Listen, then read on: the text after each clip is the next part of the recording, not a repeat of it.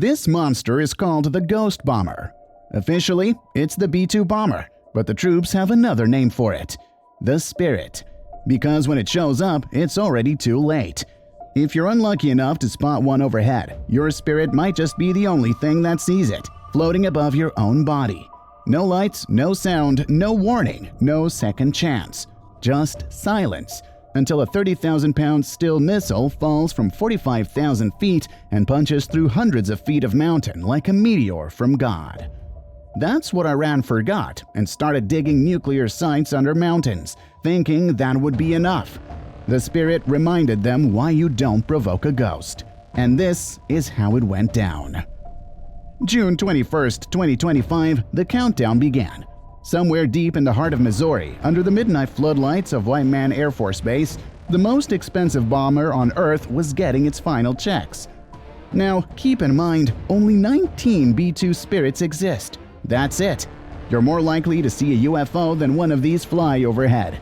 But on that night, 7 were cleared for launch. And each of those B-2s were carrying history. GBU-57AB Massive Ordnance Penetrators, the largest non-nuclear bombs in the American arsenal. They're designed to punch through 200 feet of reinforced concrete or 60 feet of granite, and then explode with the kind of pressure that turns bunkers into vapor. 30,000 pounds of steel and high explosive, and each B-2 was loaded with 2 of them. On the ground, crews were moving like a pit stop team at Indy. 180,000 pounds of JP-8 jet fuel were pumped into each aircraft. Rotary launchers were locked in, loaded with bunker busters. And the stealth system, fully engaged. That means no heat signature, no radar reflection. These things are ghosts in the sky. Then came the moment. At exactly 1 minute past midnight Eastern Standard Time, the first Spirit taxied down the 12,400-foot runway. Its 4 whisper-quiet engines hummed just above silence. And without so much as a growl, it lifted into the night. One by one, 6 more followed. But they didn't go where you'd think. While the real strike team ghosted silently east over the Atlantic, a decoy flight peeled off toward the Pacific.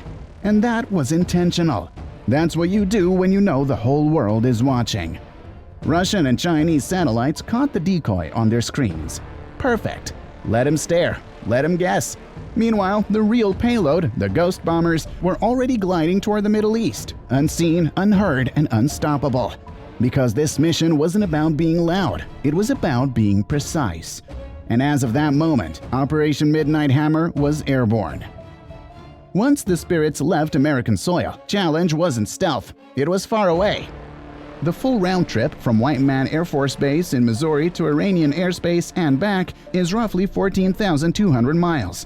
Now, a B-2 is a flying marvel, no question about that. But even with those conformal fuel tanks strapped under its wings, it's not making that trip alone. So the next phase of the mission was precision, in midair at night over open ocean.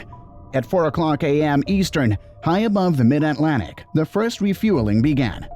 Now, picture this. You're flying a $2.1 billion bomber, pitch black outside, storm turbulence around you, and your stealth mode means no lights, no margin for error. And right ahead of you, a KC-135 Stratotanker, cruising steady. You have to close the gap to within 30 feet behind and 15 feet below, and hold it there, at 400 knots. In total radio silence, while taking on fuel at a rate of 1,000 pounds per minute. And if the pilot gets it wrong, just one slip, one misalignment, the probe snaps, the mission's over, and the aircraft turns around. No second try. But these aren't rookies in the cockpit. The boom operator and the Spirit's pilot pulled it off like they'd been rehearsing it in their sleep. Fuel in, connection tight, separation clean.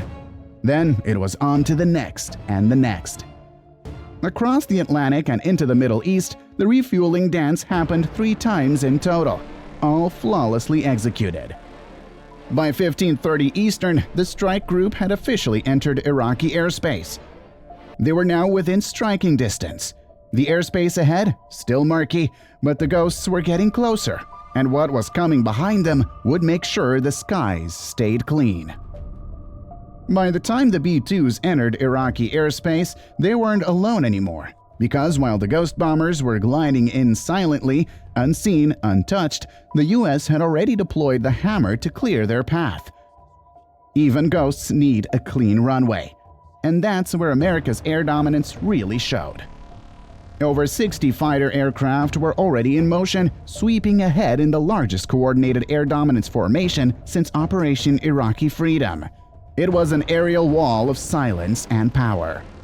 At the highest altitude, nearly 50,000 feet up, the F-22 Raptors held the line. These jets are built for one job: air superiority. If anything tries to get airborne, the Raptors drop it before it knows what hit it.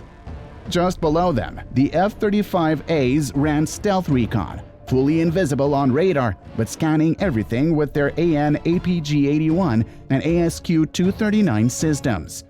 They weren't there to shoot, they were there to see and to paint targets. Down lower, slicing across the sky, came the Super Hornets and EA-18G Growlers, and this is where things got loud. The Growlers started flooding the spectrum with electronic warfare, pumping out 30 kilowatts of jamming power from their ALQ-99 pods. Suddenly, Iranian radar screens lit up with false targets, ghost aircraft, and signals that made no sense. Aircraft appeared, disappeared, jumped positions. Classic electronic mirage. Operators couldn't tell what was real and what was about to kill them. Then the HARM missiles came out. Between the Super Hornets and Growlers, they had over 60 AGM-88G HARM missiles locked and ready. These are Mach 2.5 radar-sniffing missiles with one mission. The moment a radar dares to light up, boom! The HARM homes in on the source and wipes it off the map. And that's exactly what happened. At 1732, an Iranian S-300 site near Natanz broke radio silence. Big mistake. The second it pinged, an F-35 picked it up. The targeting data jumped to a Super Hornet. Moments later, the HARM missile launched. Zero warning, zero mercy. It struck within 10 meters of the radar truck. The entire site gone. And that was just one. By 1735, 31 radar and SAM sites had been either completely destroyed or shut down out of pure panic. Every surviving operator knew what happened the last time someone pressed a button, so they didn't. The Iranian skies, now filled with static, ghosts, and fear. And while they were busy chasing false contacts, the real threat was already slipping right through the cracks. The ghost bombers had entered the battlefield, and no one even knew. By now, the skies were cleared, the airspace was silent, and the ghost bombers had reached their marks. And at the top of that target list, Fordow, the crown jewel of Iran's nuclear program. This site was buried, tucked beneath 300 feet of Zagros Mountain, surrounded by reinforced rock, steel, and over a decade of you can't touch this arrogance. Even international analysts admitted Fordow was the hardest target on the map. And at 1740 and 43 seconds Eastern Time, the US sent a reply. The first GBU-57AB Massive Ordnance Penetrator dropped from a B-2 Spirit flying at 45,000 feet. By the time it reached terminal velocity, over 700 miles per hour, it was carrying more than 1.5 billion joules of kinetic energy. That's not a bomb, that's a steel meteor with an IQ. But here's the genius. It didn't explode on impact. It tunneled down first, slicing through layers of earth and concrete like a railgun from God. And only after it had reached about 180 feet underground, the 5,300-pound tritonal warhead detonated. What followed was exactly what it was built for. A localized earthquake shaking the ridge. Ash clouds rolled across the terrain. And from orbit, satellite imagery captured 6 massive craters dotting the mountainside like giant burn holes through reality. The entire stretch of the ridge looked flattened, missing, erased. And while Fordow was still rumbling from the bunker busters, the Iranian raiders were burning or shutting down in fear. Another American weapon system came online, this one not in the sky but under the sea. Roughly 700 miles away, somewhere in the quiet deep off Iran's southern coast, the USS Georgia waited. Not moving, not blinking, just floating, silent, deadly, and invisible. Georgia isn't your average submarine. She was born as an Ohio-class ballistic missile sub originally meant to carry nuclear-tipped Trident missiles. But after being refitted into an SSGN, she now carries something different and arguably more flexible: 154 Tomahawk land attack missiles in vertical launch tubes. On this night, she was carrying 30 of them, fully armed, loaded, and synced with real-time satellite data. At exactly 19:05 Eastern Time, the Georgia stirred to life. One of her hatches hissed open. Then came the first launch. A Tomahawk Block 5 roared out of the tube, not vertically like a rocket, but shot out by gas pressure, clearing the waterline like a torpedo on afterburners. Within seconds, it broke the surface, stabilized midair, and ignited its solid rocket booster. That was followed by the rest, one after another, like a drumline of destruction. 30 missiles climbing into the sky, leveling off at low subsonic speeds, each one flying low, just 100 feet above ground, weaving between valleys, skimming over ridgelines, and hugging terrain to avoid detection. Their engines spurred like jet turbines, powered by F-107 turbojets. But the real brilliance was what guided them.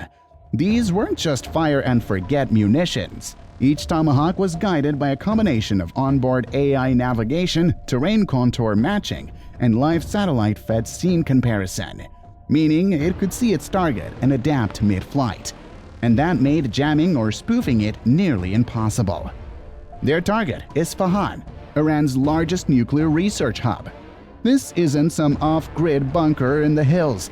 It's a sprawling compound housing conversion facilities, storage tunnels, fuel fabrication labs, and more. It's staffed by thousands of technicians. It's the brain of Iran's enrichment infrastructure, and on that night, the brain got scrambled. The first missile zeroed in on the uranium hexafluoride storage building, hitting it with pinpoint precision. The blast didn't just break concrete, it aerosolized toxic material, turning the entire site into a potential contamination zone.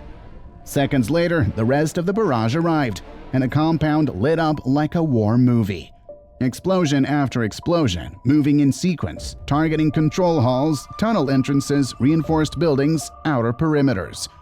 The blast tempo was deliberate, wave after wave, spaced tightly, designed to overwhelm any emergency response system still standing. From above, satellite feeds showed shock waves flattening rooftops, tearing through concrete, and throwing up plumes of dust, flame, and chemical haze. By the end of it, at least 18 buildings were confirmed destroyed, some reduced to charred rubble, others collapsed entirely.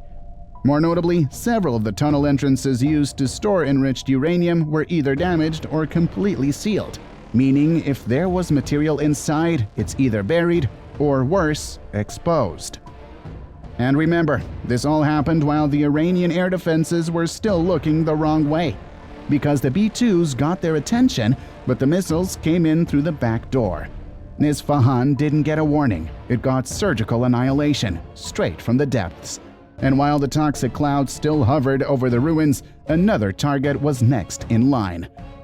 The final target of the night wasn't just symbolic, it was strategic. Natanz, another nuclear giant, another fortified complex. But this one had something the others didn't: a legacy. Natanz had been in the headlines for years. It had survived cyber attacks, sabotage, power cuts, even earlier airstrikes. Iran rebuilt it every time, stronger, deeper, more defiant. But not deep enough.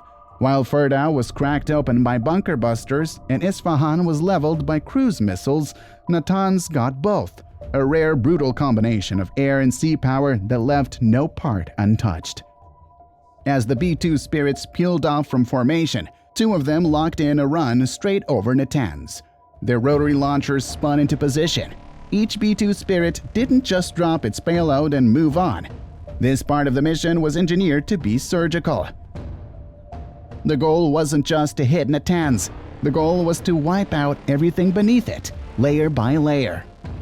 The first GBU-57AB, the 30,000-pound bunker buster, was released from 45,000 feet, slicing through the air and accelerating to over 700 miles per hour. It slammed into the target zone with the force of a freight train made of tank armor. punching through rock and reinforced concrete like it wasn't even there. But it didn't explode on the surface. It tunneled down, deep, clearing out a path as it cracked through the upper layers of the Cascade Hull.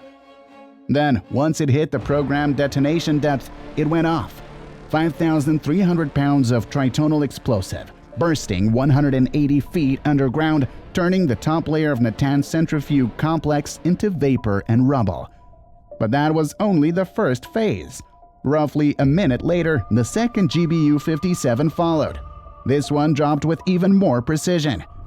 Its flight path was calculated to thread the needle through the destruction caused by the first one, using that newly blasted tunnel as its entry point. No resistance, no deflection. It drilled even deeper, punching through the collapsed structure and detonating near what analysts believe was the central node of Iran's most sensitive nuclear operations. If anything was still spinning down there, it wasn't anymore. But just to make sure, the final sweep came from the sea. Timed perfectly, as the dust was still settling from the double bunker blast, a wave of Tomahawk Block 5 cruise missiles flew in low from the south. They weren't going for depth. They were hunting everything left above ground. Control nodes, relay stations, cooling towers, generator sheds, emergency backups, all of it gone in seconds. So if by some miracle anything below ground had survived the bunker busters, it now had no power, no data feed, no oxygen flow, and no way out. The strike wasn't just overwhelming, it was intelligent violence. Sequenced, timed, layered, and executed without a single mistake. And the proof came shortly after. In the hours that followed, the IAEA confirmed that power to the underground enrichment halls had been lost.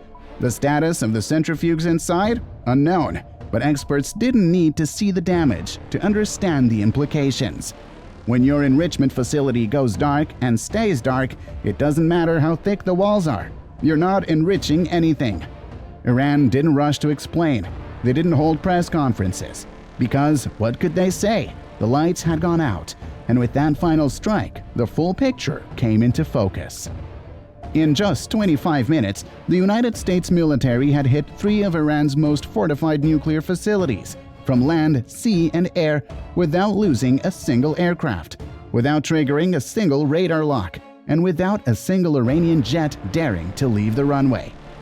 3 separate complexes, 3 different types of delivery systems, 0 casualties on the American side. Because when the ghost comes knocking, there's no siren, no scramble, just silence. And by the time you realize it's there, it's already over.